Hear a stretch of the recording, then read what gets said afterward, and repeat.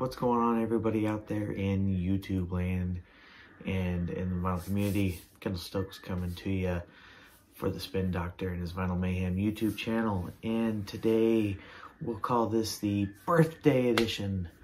It is your birthday. I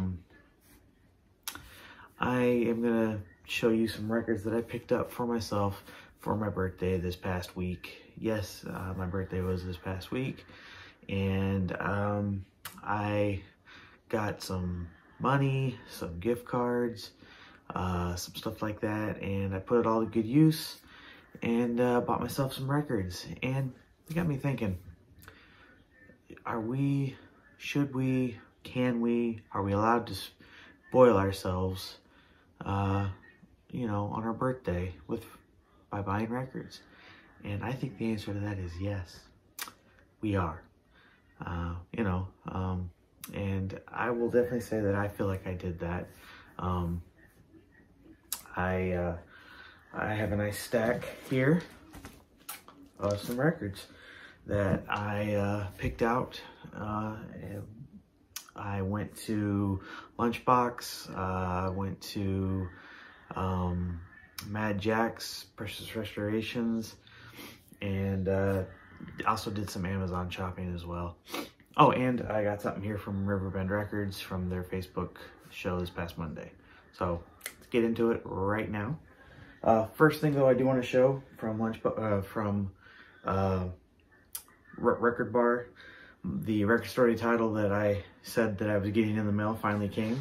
The Mike James Kirkland record did come in the mail. I listened to that. This thing sounds amazing. Sounds really, really good. If you haven't checked this one out, I know it's still available at a lot of stores. I've noticed. Give this one a listen. If you like 70s soul, maybe a little bit of funk, but mainly just soul. I think this one, you know, it came out in 1972, and this thing was just overshadowed by stuff like What's Going On by Marvin Gaye and Superfly by Curtis Mayfield. Just a really good record. Give this one a listen. Anyway, so like I said, went to a few different places, and this is the stuff I got. First thing I'm going to show is I picked this one up for a song and a dance. This is Green Day's Dookie. You know, this was just reissued this year for its anniversary, 30th anniversary, I believe it was. And I was going back and forth on whether or not I should get the 30th anniversary or not. And when I was doing some reviews on it, I decided to pick this one up instead. This is the 2009 pressing that is still available if you look for it. It's on this Reprise label here, or Reprise, however you say that, I don't even know. It's on black vinyl. The 30th anniversary is on like a light blue, aqua, maybe color vinyl. The hype sticker says the 1994 breakthrough album for the first time on vinyl in over a decade because sound matters. But this was like 20 bucks. And the reason I picked this one up is because one, it was super cheap, but also because when I was reading reviews about it, people were talking about how the new Chris Bellman cut just kind of lacked a lot of punch and a lot of just the oomph that they felt that the album really needed. And this version was cut by Kevin Gray. I did not know. And they said that this one just, you know, sounds so much better. It's got a lot more oomph to it, a lot more punch, just really hits you really hard like a punk album like this really should. Me, I am not the biggest Green Day fan in the world. To me, this is by far their best album. Probably the only album of theirs I really would ever want. It's got all the great stuff on it, you know, Welcome to Paradise, Basket Case, you know, just a lot of great tunes are on this. Just a great album through and through, a fun album, and really probably all I would say I would need. So, like I said, for 20 bucks, brand new, I picked that up instead of the 30th anniversary just because of reviews, and I must say, sounds great. This was one of my Amazon purchases because I've not been able to find it in stores for a while, and Amazon had it for a great price. And we're going a little country here. Well, more than a little. But this is a band called Midland. If you're unfamiliar with this band and you like 80s and 90s country, you'll love this band. They have that sound that I think is lacking in country music today. These guys are phenomenal. First time I actually ever heard one of their songs was I was watching The Voice, and which I don't really watch The Voice very much, but a contestant was singing their big hit off this album, Drinking Problem. And when I heard the song, I thought, like, I think I've heard that before. I actually hadn't. It just sounded like an old country song. And I liked it.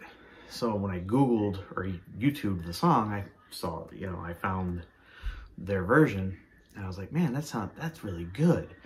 And so that led me to the rabbit hole, and I found the album, bought it on CD because this was back in like 2017 or 18, and I decided, you know, after I bought that CD, did more research on the band, and of course their second album came out, and I bought it. Their third album, I'm not the biggest fan of, so I didn't buy it. I've streamed it. But I really wanted this vinyl because, for one thing, that is a cool album cover. And then check out the back. Those suits. My wife can't stand country music, but she loves this album cover because she loves these suits. But anyway, these guys, they're from Texas. Midland, Texas. But like I said, if you like the 80s and 90s country honky-tonk sound, you'll love these guys. Some other great tracks on this, besides Drinking Problem, is Burnout. It's really good. I think More Than a Fever is really good. Electric Rodeo is really good. Lonely For You Only is really good. Just like I said, this is just a great album through and through. This is their debut album. It's called On the Rocks. I just love that style. It's got that old 70s, 80s look to it. Just a great album. Like I said, check this one out.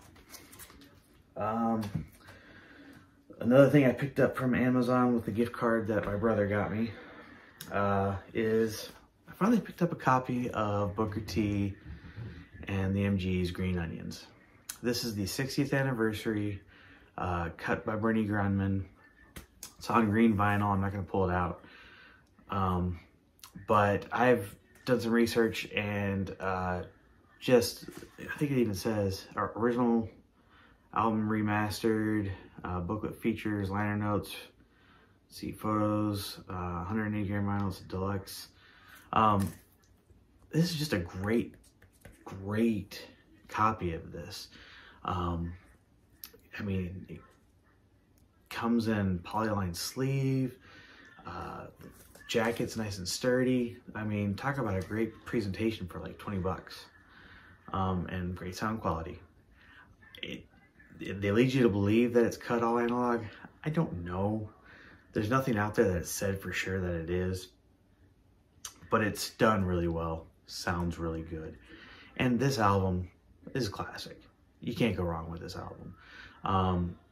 The title track, classic song. I can't help but think of course, the classic movie The Sandlot. You know, takes me back to being a young kid, and just that scene of, you know, the opposing baseball kids riding in on their bikes, and of course the back and forth between Ham and the big line, you know, you play ball like a girl.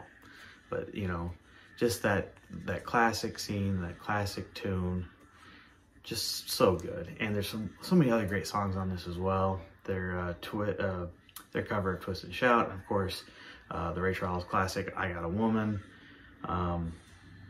Just such a great album, a classic album, their debut album, and it's a must-have if you are a jazz, soul, instrumental guy. This is so good. Booker T and the MGs are just classic anyway. I actually just listened to their Christmas album the other night.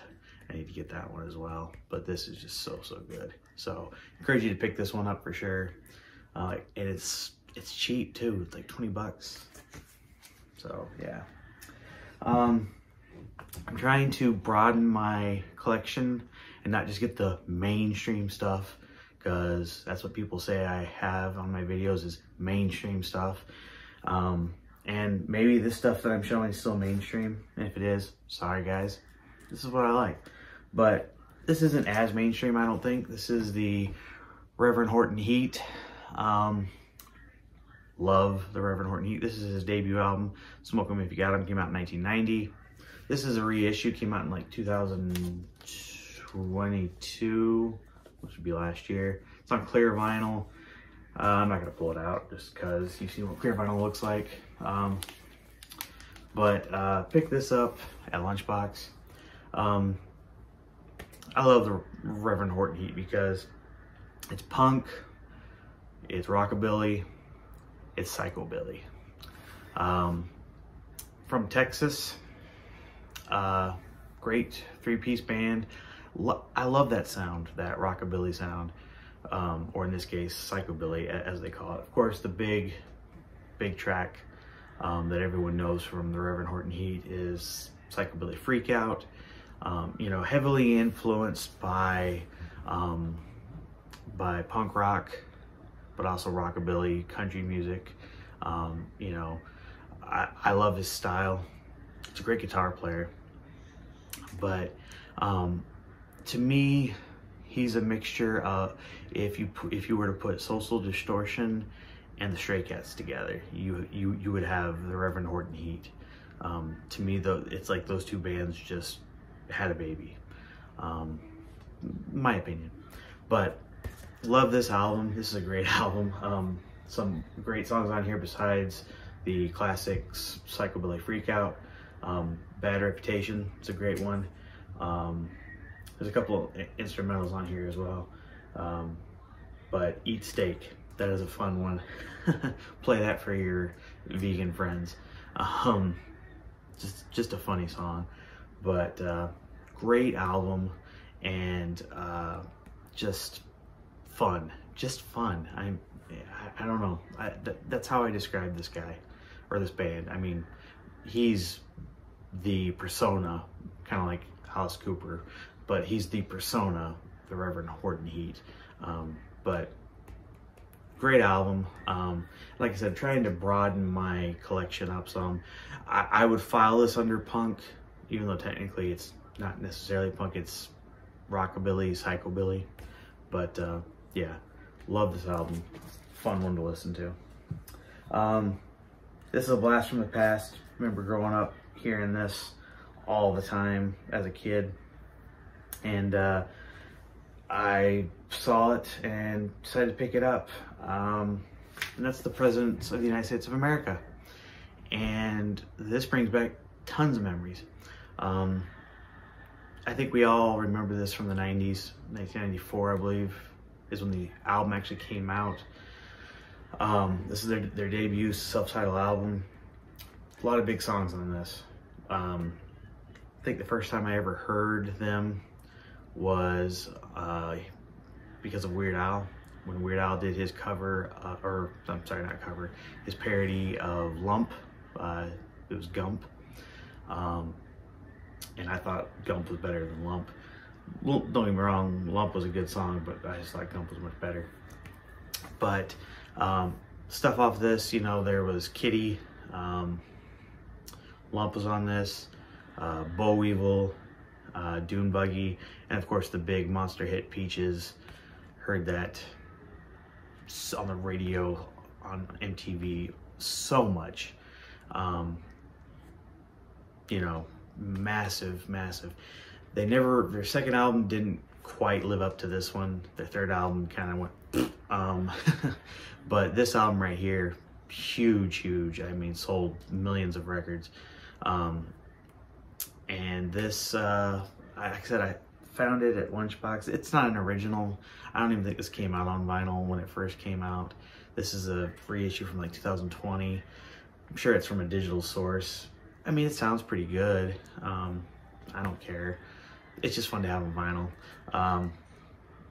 But yeah, just like I said, it brought back memories from when I was a kid, hearing Peaches on the radio nonstop. Like I said, just a fun record. Haven't heard Dune Buggy in so long, or Bo Evil. So just a fun record to listen to. Just remember riding around with my brother in his car, hearing Peaches on the radio all the time. This one I was pretty excited about when I found it, because believe it or not, I don't have any Ramones in my collection, and they're one of my favorite punk bands. I have CDs, but not vinyl. And this is actually my favorite Ramones album, and this is an original I was able to find. I was very happy about that. This is their 4th album. Did not quite have the success as the 3rd album, Rocket to Russia. This is the first one to have Marky Mark in it. And iconic cover. Although this was not very successful when it first came out, it's become more of a success afterwards, mainly just because one of their biggest songs is on it, and that is, of course, my favorite song, I Want to Be Sedated. There are other good tracks on this record. The song I Just Want to Have Something to Do is a good one, and I Wanted Everything is another good one. But I mean, it's the Ramones. You can't go wrong with the Ramones. This album actually kind of known for them changing their sound just a little bit, adding a little more kind of guitar solo-y type stuff, and being a little more harder on edge. Like I said, I think this is a great record. Honestly, for me, this was their last great record they made. After this, their records weren't as good. They still had some good records afterwards, but not to this level, in my opinion. But I was super excited to find this. It is an original. The originals of this aren't as expensive as, say, originals of, say, their self-titled or their, well, just of their first 3 albums in general. I mean, these can get a little pricey, but I got a good deal on this one, I thought. It's in near mint condition, honestly. At least the vinyl is. Cover, VG+. So, very excited to add this, because like I said, this is my favorite Ramones record. I do want to get a few more. Probably their first 3 are the ones that I would say that I want the most. But super excited to add this. Finally have a nice, good Ramones punk rock record. So, yeah. And then the last one I'm going to show you tonight is this. And this came from Riverbend Records. And I feel like I got a really good deal on this one too. And that is No Doubt Tragic Kingdom. This one kind of speaks for itself. What can you say about No Doubt? This was their 3rd album, but this was the album that put them over the moon, over the top. This is, now, I got to be careful what I say here, because when Billy and the boys were selling this record, they said that it was a first pressing. I did a little research. When this album came out, it came out in 1995. This is a 1996 pressing. When the album came out in 1995, they hadn't quite broke as big as they became. When this album came out and their big single, which I think was Just a Girl, or was it Don't Speak? Anyway, when one of those songs broke and started to hit the airwaves and, you know, became a huge hit, they then re-released the album in like June of 1996, and that's when this was released, and it's on clear vinyl. And so, like, first pressings of this there weren't a whole lot in 1995. So this might be considered a first press because they released so many more in 1996. And that's what this is. Great copy. I got it for a great price, thanks to the guys at Riverbend. Thank you, Billy. Appreciate it. But I don't think it's technically a first pressing. It's technically a second pressing. But still a great find, and still very excited to have it, because these are not exactly cheap. And it's a phenomenal record. I mean, sold over, I think, 16 million copies, so it's a diamond record, just 10 million in the US alone. And this, like I said, this put them, I mean, above all else. These, no doubt, went everywhere, and ska, and just, I mean, this album actually made the record labels start to sign other bands like Say Ferris and a bunch of other ska bands. It made ska really popular. So very excited to add this to the collection. My wife was very excited because No Doubt was one of her favorite bands back in the 90s, so she was very excited to see that I picked that one up as well. So anyway, that's what I got for you tonight, guys. Thanks for watching. I hope you enjoyed it. Leave me some likes, some comments. Tell me what you thought. I appreciate you guys watching. Hope I didn't bore you. Anyway, I got some more videos coming down the tube here soon. Gonna try to do a Christmas video, and then of course gonna do a best of 2023 because we are at the end of the year, and I'm gonna talk about what I thought were my favorite records for the year. So that's coming up. Anyway, thank you guys. We'll see you later down the road, and till next time, peace and love. Bye.